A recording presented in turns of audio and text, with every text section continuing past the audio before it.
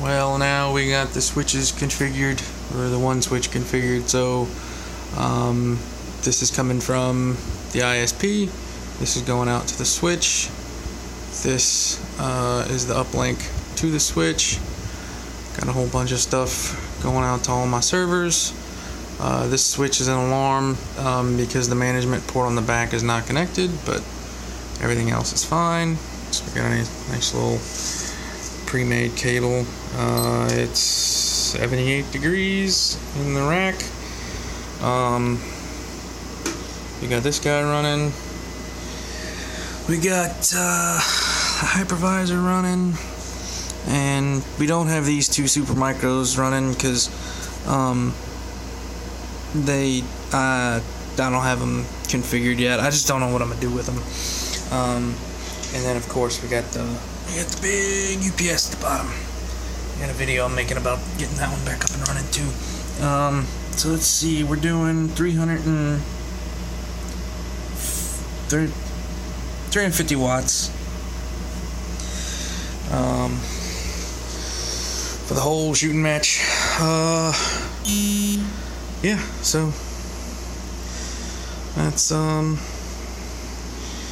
the Homelab in a nutshell. Got pfSense configured, got the routing rules working, got PF blocker NG working to block all the nasty guys out in Russia and China and all that stuff, so they can't hit my lowly little web server. Yeah, it's fun stuff. Just for kicks, we can fire up these super micros. So that's what that sounds like. And we can see the power. Maybe we can see the power.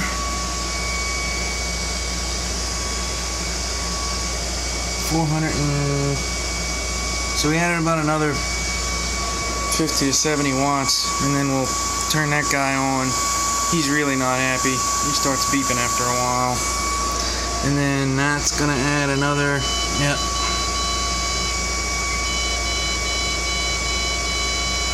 It's another 50 watts-ish per super micro. So figured it out. It's probably about $30 a month worth of power that this thing sucks down, but it's fun to play with, and some people spend more than that a month on meth, so I think I'm doing pretty good.